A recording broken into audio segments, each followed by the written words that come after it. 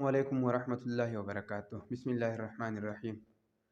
ډرامې خو مونږ ټول ګورو، اکثر پاکستانیان. خو مونږ د ډرامې په مقصد هم نه پوهېږو، اکثر فضول ډرامې ګورو. او د ډرامې مقصد دی چې په هغې کې د معاشرې عکاسي کېږي. د ډرامه کې بعضې شیونه داسې چې د هغې سره اختلاف هم ساتلی شي، خو بعضې ډرامې داسې وي چې په هغې کې د معاشرې ښه مخ ښودلی کېږي، یا په معاشره کې کومې برایانې کېږي د هغې نشاندهي په هغې کې کېږي. یو ډرامه داسې ده، د هغې مختصر کلیپ ستاسو سره شیر کومه چې په هغې کې هغه خبرې کړي دي چې مولیان هم چې هغه کوي نو یېرېږي، او که مولیان یې کوي نو موږ پرې نه پوهېږو. خو دې ډرامې چې تاسو وګورئ نو کېدای شي په هغې خبره باندې تاسو ډېر زر پوه شئ، ستاسو په ذهن کې کېږي. نو لږ دا واورئ. पाक क्यों चूमते हैं? अजीब सवाल है ये। मुसलमान हूं, अपनी किताब को चूमता हूँ। सब मुसलमान चूमते हैं, सीधे की बात है। तो जो बिजनेस की किताब है उसको नहीं चूमते आप, जो साथ पढ़ी हुई है? उसे सिर्फ पढ़ता हूँ, सिर्फ पढ़ते क्यों है? बिजनेस सीखता हूँ, मोटिवेट करता हूँ अपने आप। इसीलिए तो तुम्हारे सामने एक कामयाब बिजनेसमैन की तरह बैठा हूँ। तो बिजनेस को समझ के पढ़ते हैं और दीन को चूम के रखते हैं।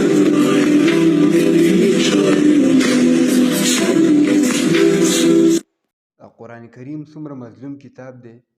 مونږ دا خبره کوو، مونږ د خلکو نه دا زیاته ورو په فیسبوک باندې خلک دا سټیټس یې ورکوي چې قرآن هغه کتاب دی چې تر ټولو نه زیات په دنیا کې ویلی کېږي. خو دې خبرې ته هېڅ چا سوچ نه دی کړی چې قرآن هغه کتاب دی چې بغیر د سمج نه په ټوله دنیا کې زیات ویلی کېږي. قرآن آیا د دې لپاره راغلی و چې دا به یا صرف موږ خپلو چې زمونږ معزز او محترم کتاب دی، یا د دې دپاره راغلی چې صرف مړی وشي د هغې دپاره به مونږ یا سورت یاسین ووایو یا به ټول قرآن ختم کړو، یا د دې دپاره راغلی چې په رمضان کې به مونږ د ختمونو مقابله وي چې تا څو ختمه وکړه، ما څو وکړه، ما 3 وکړه، تا 4 وکړو. نه، قرآن نه د تلاوت دپاره راغلی او نه د تعویذونو دپاره راغلی او نه د قسم خوړو دپاره راغلی. زه دا نه ویم چې د قرآن په تلاوت باندې اجر نه میلاویږي یا قرآن تلاوت مه کوئ، خو د قرآن مقصد دا نه و. د دې دپاره یو مثال خو په دې کلیپ کې ذکر شو. نو دغه رنګې د بیالوجي کتاب د هغې ته ریډینګ کوئ، ته چې بیالوجي وایي، فزیکس ته ریډینګ کوئ، صرف ریډینګ کوئ، په هغې باندې کار ختمیږي؟ نه، بیالوجي باندې ته ځان پوهه کوئ، په هغې په مفهوم باندې ځان پوهېږئ چې په دې کې ما ته څه وایي. په فزیکس باندې هم ته ځان پوهه کوئ. داسې نور د دنیا چې کوم کتابونه وي په هغې باندې موږ ځان پوهه کوو چې په دې کې څه وایي. هغې مونږ ختمونه نه کوو، نه صرف په یادو باندې یادو، خو ځان یې پوهه کوو.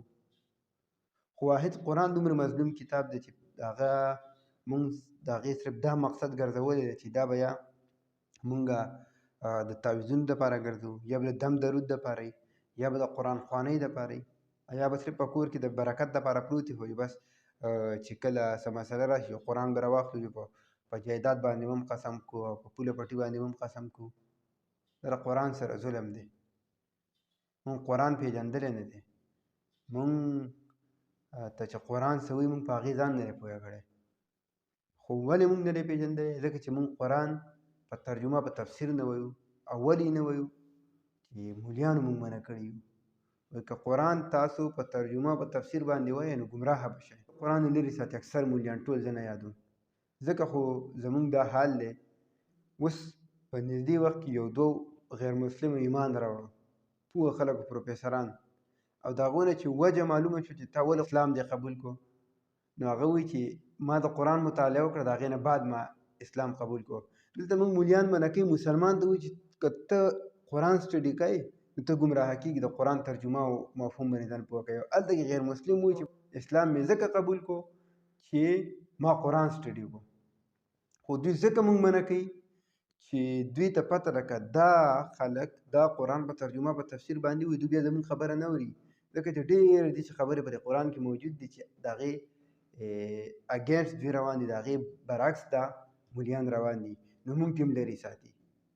الله تعالی په قرآن کې فرمایي ومن اعرض عن ذکري فإن له معیشة ضنکا ونحشره یوم القیامة اعمى قال لم حشرتني أعمى وقد كنت بصيرا قال آتتك آياتنا فنسيتها فكذلك اليوم تنسى.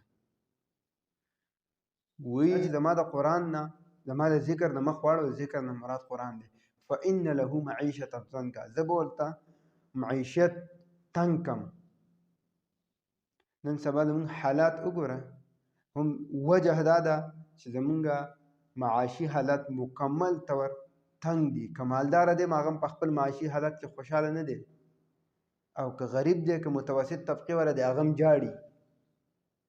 نو الله تعالی وایي زما د قرآن نه دی اعراض کړلی، نو دا خو د دنیا سزا شو. فإن له معیشة ضنکا ونحشره یوم القیامة اعما، او د قیامت په ورځ به زه ړوند راپاڅوم. او دی بیا په قیامت کې الله تعالی ته وایي چې قال لم حشرتني اعما وقد كنت بصیرا، ای الله ته زه ولې ړوند راپاڅولم؟ په دنیا کې خو زما سترګو نظر کار کوو.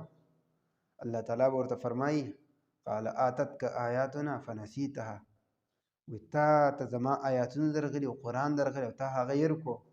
فذلک اليوم تنسى، نن ورځ نن ته هېر کړی شوې، زما د رحمت نه لرې کړی شوې. مطلب دا دی اعراض د قرآن نه، دا نه چې ته زما د قرآن تلاوت ونه کړه. تلاوتونه خو دنیا خلک کوي، قرآن چې د کوم مقصد دپاره راغلی و دا هغه حاصل نه کړو.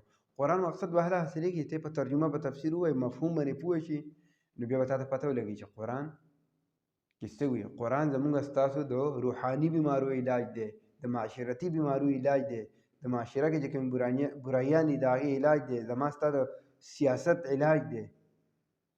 خو چې مونږ قرآن راخلو نه او ویو نه، نو مونږ به نه په قرآن پوه شو، نه به زمونږ معاشرت ټیک شي، نه به زمونږ سیاست ټیک شي، نه به زمونږ معیشت ټیک شي، نه به زمونږ معاشرت ټیک شي.